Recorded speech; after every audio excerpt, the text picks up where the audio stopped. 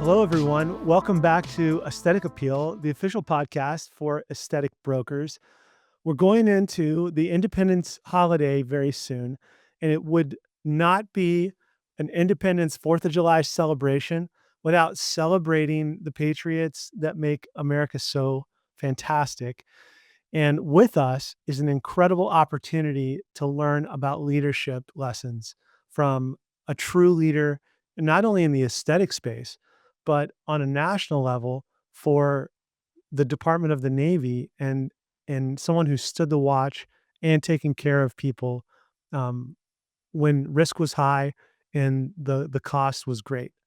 Uh, Join me in welcoming to the show Dr. Amy Hubert, who went from crazy ER doctor to massive success in Georgia with her creation in the Beauty Barn medical aesthetic practice. Dr. Hubert, welcome to the show. Thank you, Bill. I really appreciate it. I'm so excited. So, for those who need to know the backstory about Amy, take us back to Annapolis, Maryland, and tell us a little bit about your history and bring us up to speed on how do you go from being a naval surface warfare officer, Naval Academy grad, and a Navy doctor to boot, and then go into aesthetics. How does that happen?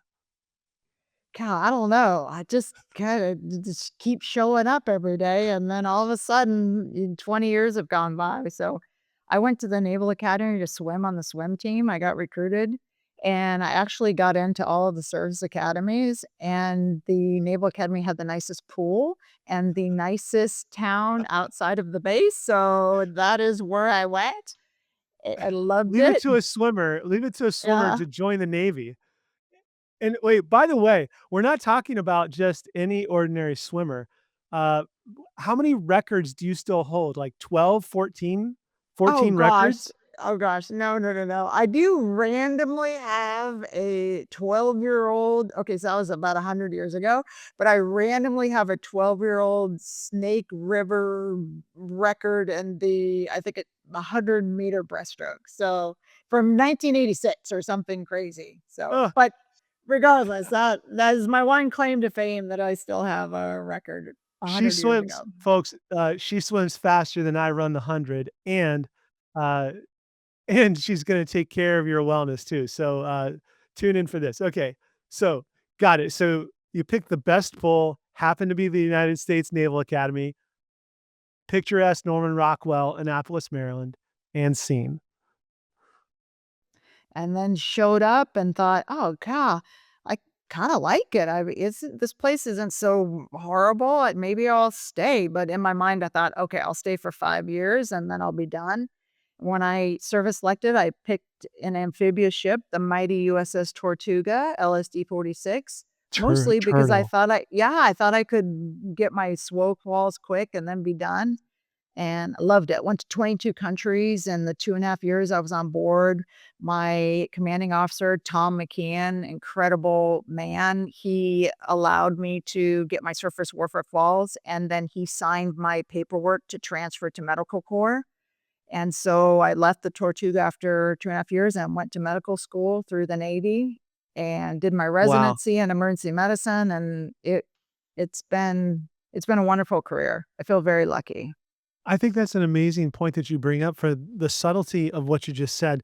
There's an enormous lift to get designated as a surface warfare officer, that process to get penned, and for a leader to just get you to be a full up round and then sign off on a personal goal of going to medical school, I think is a great example of leadership, and that's one of the things we're talking about today.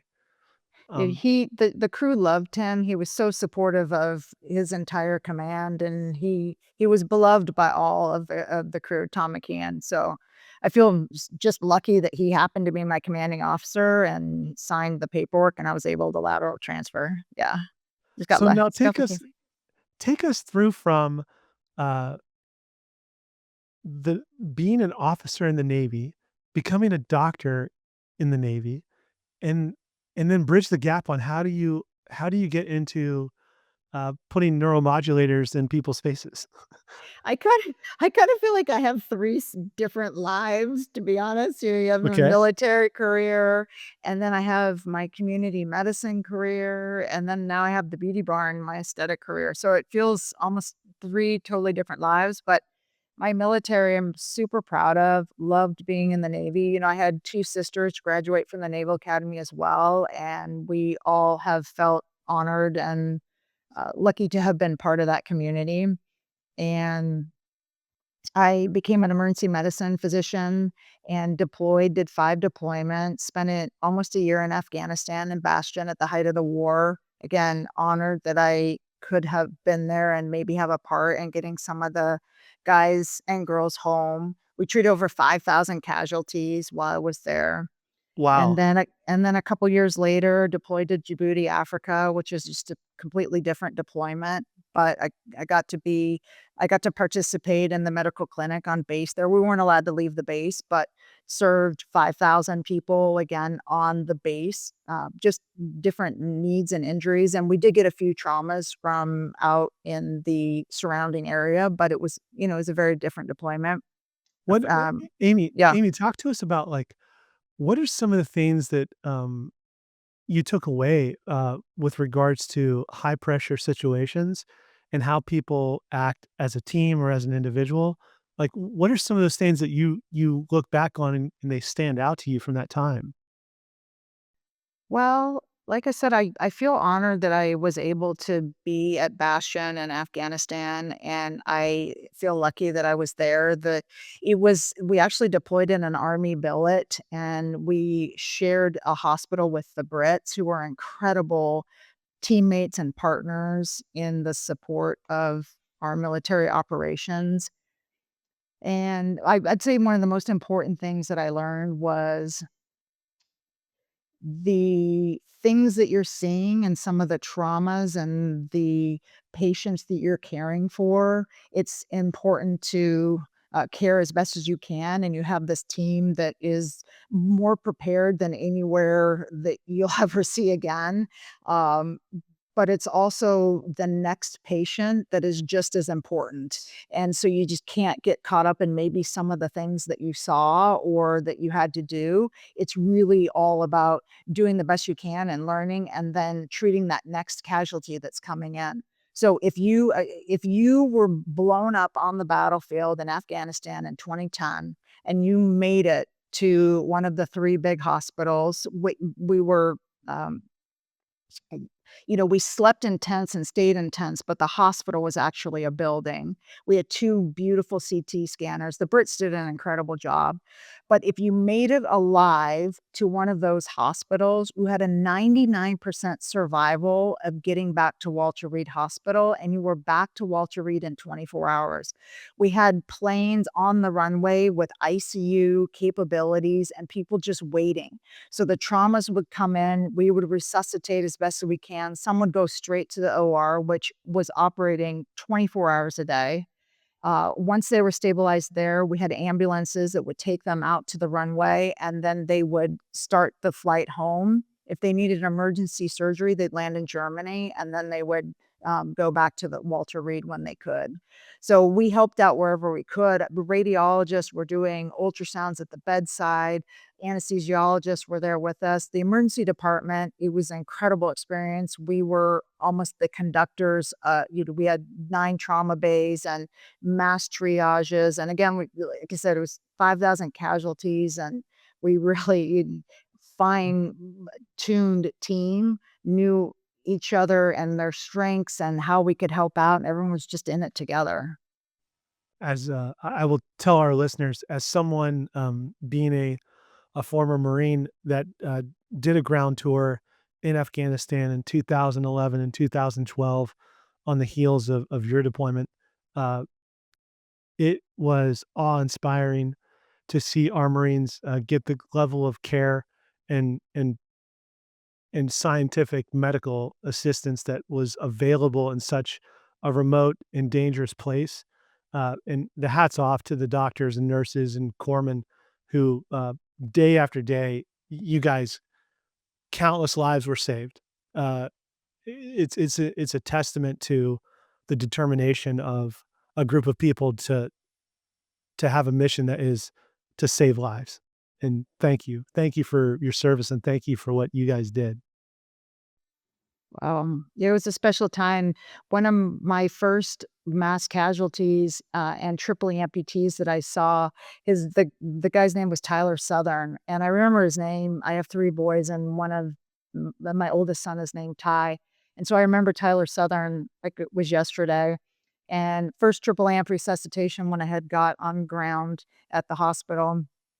Anyway, a couple of years later, I was talking about, Afghanistan and giving a presentation for Veterans Day, and someone came from the crowd and just said, "Hey, have you seen Tyler Southern?" And I said, "What do you mean?" And, I didn't even know that he had survived, but if you look him up, he is on YouTube. They did a news, basically documentary show on him, an incredible inspiration to the rest of the country, how positive and motivated. And, he said he has the world at his prosthetic feet. And he wanted to serve for 20 more years in the Marines. And it was just an inspirational story. And I feel just so lucky that I was able to be a part of that place. Uh, Take us to the next chapter in your medical career, and talk us through that. Well, once I retired from the Navy and we moved my family, my husband and 3 boys, we moved to the Atlanta area. And I was lucky enough to work at basically the best hospital, at least in Georgia, definitely Cherokee County, Northside Hospital.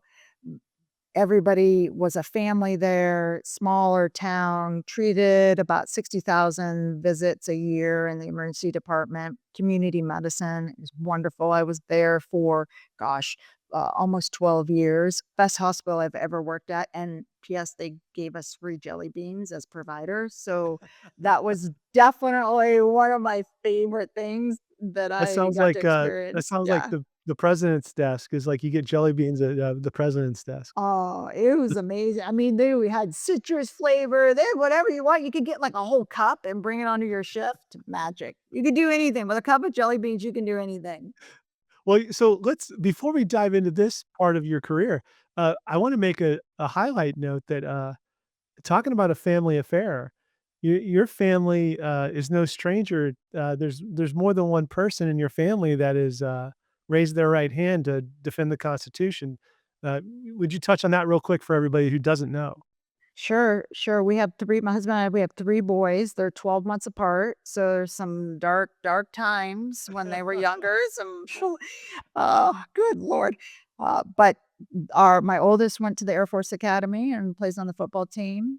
And then the next one went to Air Force Academy and plays on the football team. And then our third son got recruited to Coast Guard Academy, and he plays on their football team. So we have 2, it was 2 at Air Force and 1 at Coast Guard, and we're just super proud of all of them. So, And what did your yeah. dad do, when he was in college? Yeah.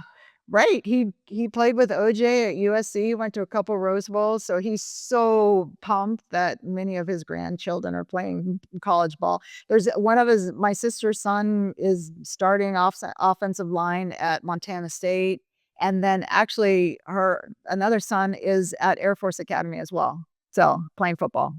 And let's not forget, your husband, uh, served as well, right? He did. He served for 7 or 8 years, and he thinks he's quite the athlete. He did a little bit of boxing in college at the academy, so I'm not sure. I don't know if it counts or not, but That's right. regardless, It's yeah, a family of yeah. athletes in service. I love it. So you're in community medicine. You're at one of the most prestigious hospitals around. They have great jelly bean service, and pick up from there. Well, when I was on a basically family practice, GMO, General Medical Officer tour for the Navy in Florida, my husband and I thought it would be a great idea to start a med spa there. It was not a great idea, except it was a colossal failure. But the gift in that was that I learned many important rules and tips that I was able to use for the beauty barn. So the gift was having a med spa and having it not go well was that 10 years later, when I accidentally started another one, I knew things that I definitely would not choose to do and things that I needed to make sure happened. So, So now yeah, let me ask this. yeah. Inspiration. What inspired you to start the beauty barn? And how has your vision evolved since its inception? Well, I was inspired, Bill, because I needed my own dang Botox. So I was driving half a day to get my Botox. It's just, it takes 10 minutes to do. And I thought, well, this is ridiculous. So a good friend, Julie Thorne, who is my right hand person with the barn, she said, we should just make a spa just so we can get our own Botox. And I thought, oh, I'm not doing this again. I've done this before. It was not a good idea. She's like, come on, I'll do everything. Let's just do it. So we live on 16 acres, and she has a gift for administration and protocols. And had it not been for her, the beauty barn never would have been created. So she's so instrumental at the beginning of getting everything started. And we live on 16 acres, and my husband has a extra barn on our property that actually was his racquetball court. So we took a little area, in that racquetball court and made it into the beauty barn so that it could be inspected and we could order Botox for us. And then it just grew. It's just everyone was family and friends and part of our community, and it just grew. So just And wait, so now uh, tell me, like, so you literally started injecting Botox in a barn oh, yeah, next to a racquetball court. Nobody next cared. to a They just want racquetball court. yeah, people didn't care. They just wanted their Botox. They're like, "Oh, I trust you. You're one of the local physicians. We know you. Our kids played ball together. Hell yeah, I'll get my Botox in a barn next to a racquetball court." And so now, you're in Canton, Georgia, Right. uh, and you have a second location, Yes, and Milton. Milton, in Yep. Milton, Georgia.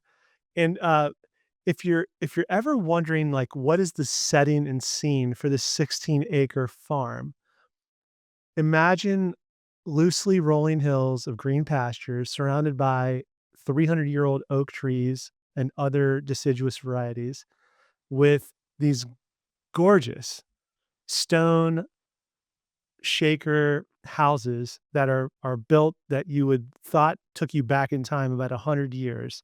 These properties are phenomenal. You can call it a barn, and you can call it a farm, but it's the most, pleasant, aesthetically appealing, bougiest barn I've ever seen.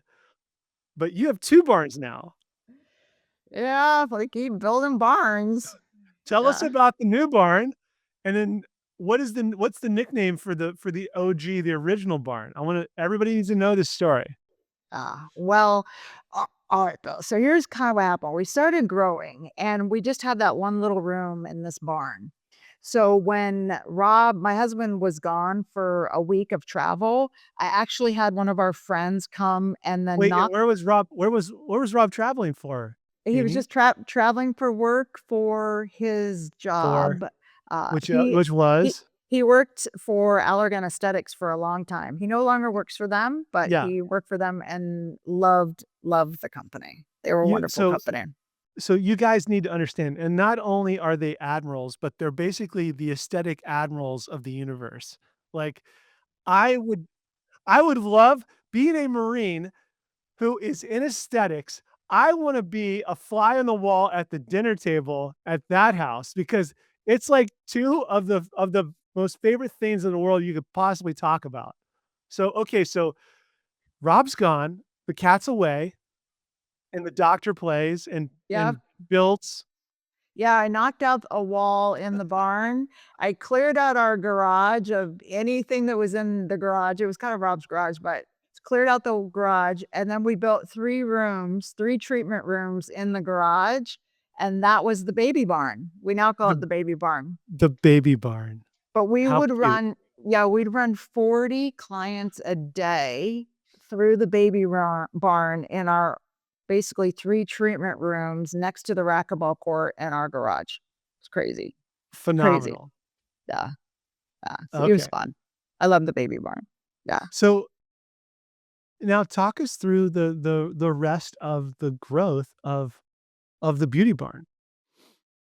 Well, we start when I deployed in 2016, I'll just back up a little bit because when I Okay. deployed to Africa in 2016, Rob had our 3 boys basically that he was responsible for taking care of for the next 10 months. And, they're in piano, they were in sports, they were in activities, they're in student leadership, they're in all these things. And he was working full time. And the community really rallied against us or really rallied for us, and they supported me being gone. They would help take, I mean, people, our friends, neighbors, they would take our boys to activities. They made sure they were on the same team. They just made sure our family was taken care of. And we were so honored and floored by the support that we received from the community. We decided to build basically a community barn on our property. And so we started building this community barn. We thought, hey, it'd be great for, wrestling banquets. It was around COVID time where things were closed down. And so we thought, well, Yes. we could have a place where people could gather, wrestling banquets. Maybe people needed meetings. Maybe the PTA could meet there. So we built this 5,000 square foot barn, which initially was going to be a community spot as really a give back. Like I said, we're so appreciative of the support that we received. It was overwhelming.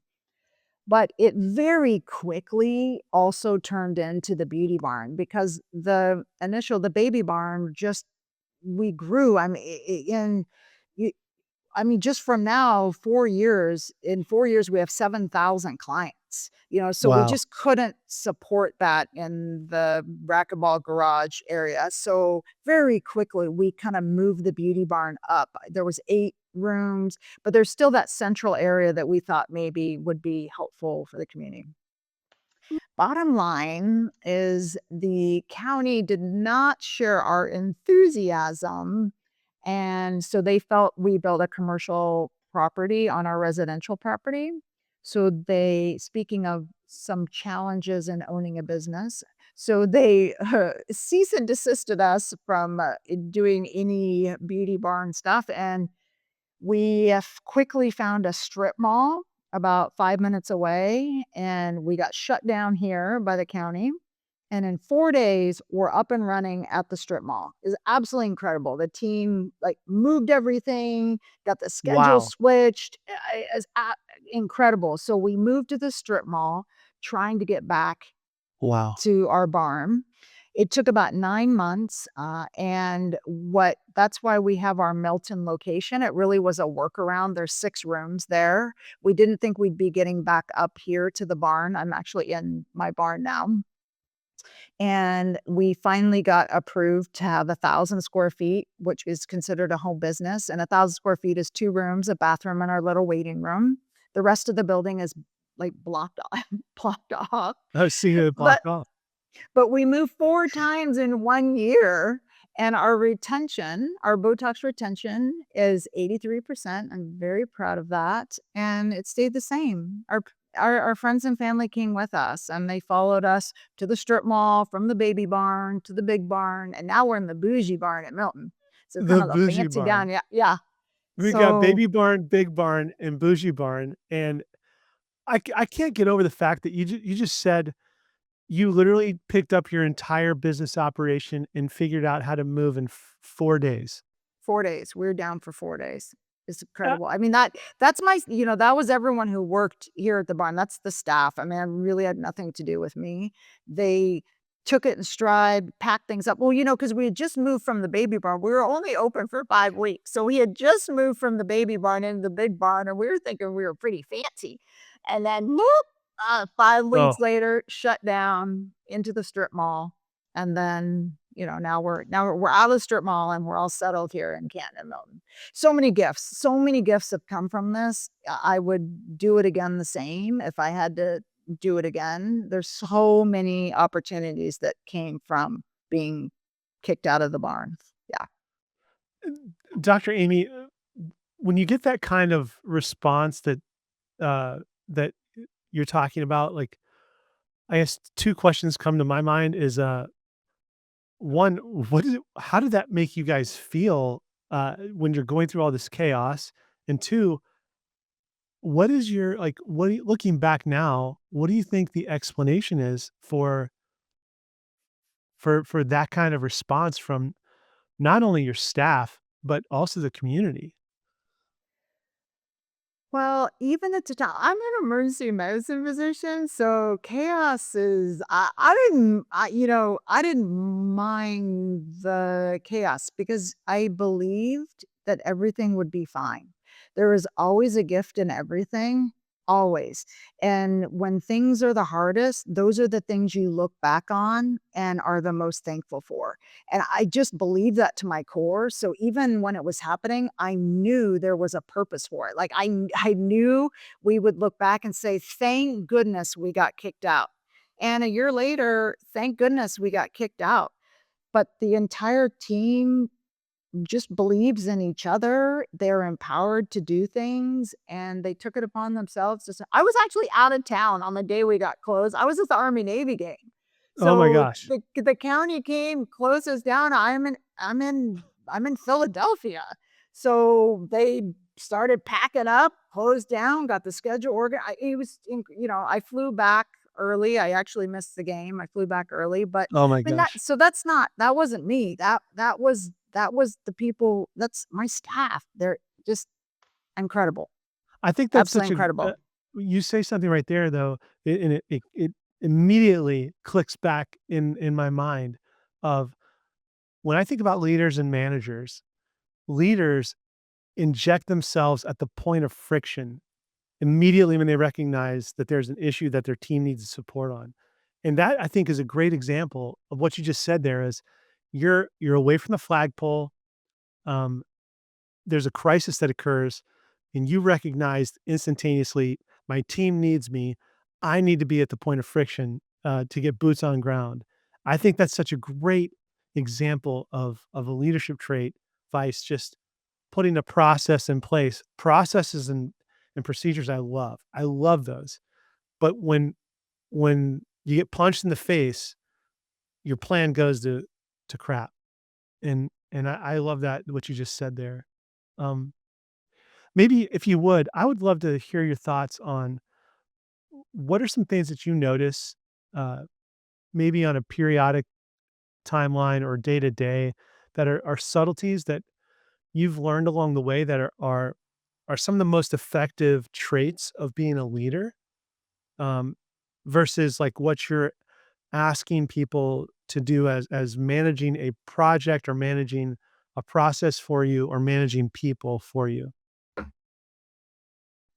Well, gosh, there's so many things that play into this, right? But William Osler always said, the secret to caring for your patients is to actually care for your patients. And everyone has a story. Everyone has something special that they've done or that they do or that they're trying to, somewhere they're trying to go. And it's just recognizing that each person has a gift that they bring to the table and that they bring to the team. We're really big at the Beauty Barn on color insights and what colors we tend to lead with. And it shapes our whole mantra in the barn of, you know, red people, hey, they need decisions, they need things done. Blues need a little bit more time to kind of walk through and get details, and yellows just want to be involved, and green wants everyone to feel good. But when you know everyone's colors and you know what they lead with, then it's easy. It's helpful to be able to include everyone in decisions and processes and things that you do.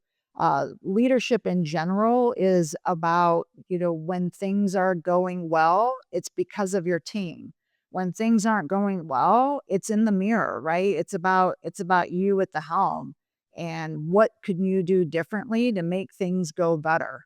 So in general, your team is going to carry you through good times and bad times, but your team is carrying your business.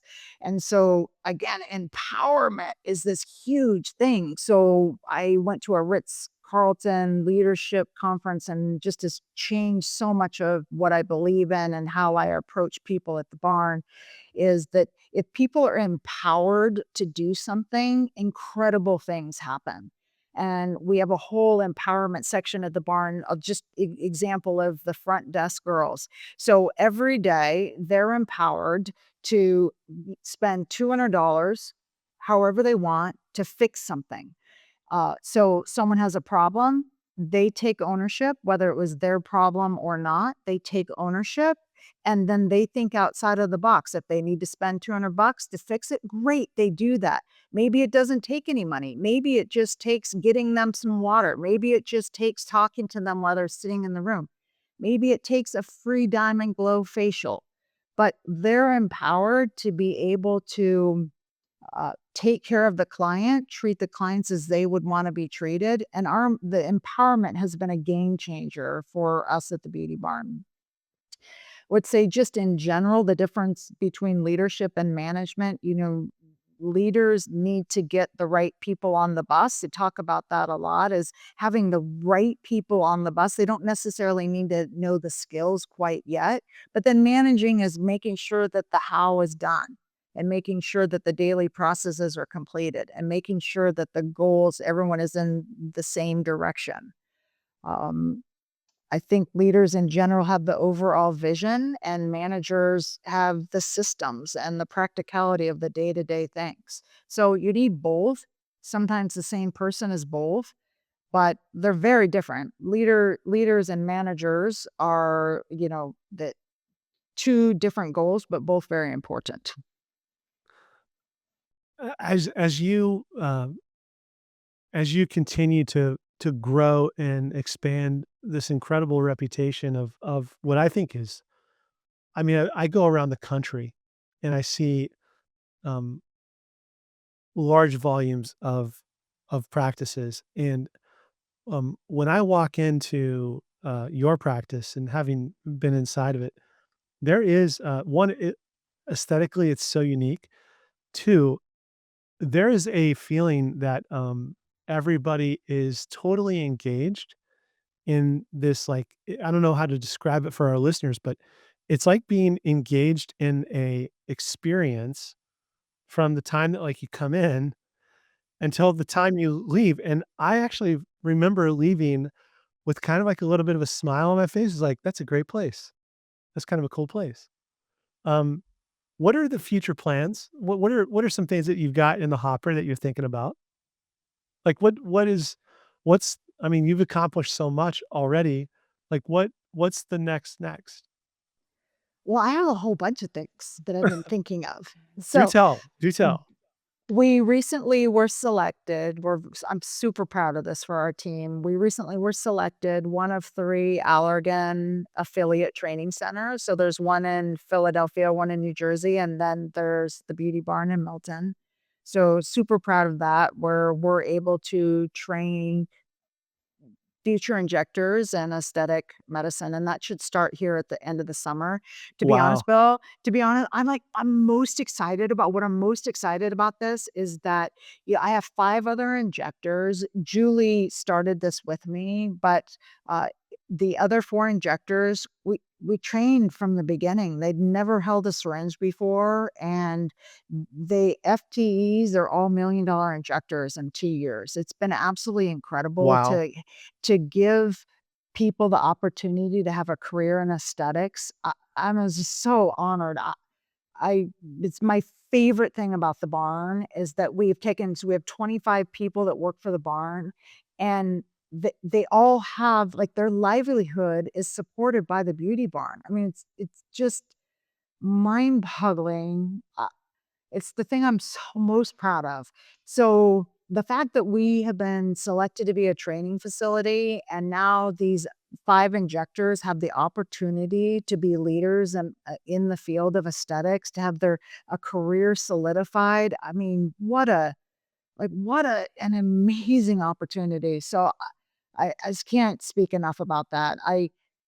Just very proud of it. I recently was asked to be the medical director for the, uh, brick and mortar training facility in Atlanta and by Wow. Allergan. So, and really happy about that. I'm mostly going to help out if there's any complications or any issues that arise during the training courses, and very proud to be able to not only support Allergan that way, but also to make sure that patients are cared for in a way that is safe, efficient, effective, standard of care. And again, the other injectors at the barn are part of that as well. So my goal would be to get each of the injectors to become official Allergan Medical Institute trainers. Julie just got selected a couple weeks ago, and That's incredible. I'm just so proud of her and all the work that she's done. It's been amazing, and we're doing a couple studies at the barn. We're doing a tear trough study to see if platelet growth factor helps. We're doing a hair loss study to see if platelet growth factor helps. So we're trying to be on the forefront of medicine and do our own clinical trials to make sure that that things that we're offering are barn worthy. Whatever we have at the beauty barn, I want to be barn worthy for our friends and our family that are coming to be treated. So there's lots of things that we're very This excited about. this is amazing. Uh, It'll be fun. One last question, Yeah. because, I am curious. Most people talk in terms of months when they talk about staff turnover. What would you say is probably the average length that, a team member is with you? Oh, well, they've been with us since the beginning. So we we I mean, we had a front desk girl, she moved to Alabama, but we've been around for 4 years, and so has our family. So Wow. it's we have it's a good place. It's a good place. I'll just say one other thing that is just kind of fun that kind of sums up people their longevity with the barn. But we have 9 front desk girls that take care. Basically, the front desk is the most important part of your business, right? It's where people call. That's who they talk to. It's who they're communicating with, whether by text or on the phone or about appointments and when they're checking out. So they're really the linchpin of the whole business. And all of the girls started going to dinner just together because they just love each other and they just wanted to hang out together. So the barn has every month or month and a half, the barn supports them all headed going out to dinner together, and they love it. And they want to do this with each other. And that's just so rare. I mean, we're so lucky to have a group of, you know, girls that are not only running a large business from the intake and outtake perspective, but they all love each other and they get along and they hang out of the office. We've actually just started a weekly yoga class that the entire barn participates in, Wow. and we Okay. brought in an instructor, and it's voluntary, of course, but I'd say half of the barn goes, and we do yoga on Wednesday nights. So it's fun. She's a unicorn, folks, and the barn is a unicorn as well. If you're in earshot in the entire state of Georgia, your car will find its way if you are aesthetically inclined to the beauty barn at some point. And when you do, it's like going to Disneyland. Dr. Hubert, thank you for joining Aesthetic Appeal today. Thank you, Bill. I'm honored to have been here. Really nice of you. Thank you. Happy 4th of July, everybody. Next time we'll see you guys will be after Independence Day, and we look forward to continuing to provide really integral programming for the aesthetic community on Aesthetic Appeal by Aesthetic Brokers. Take care.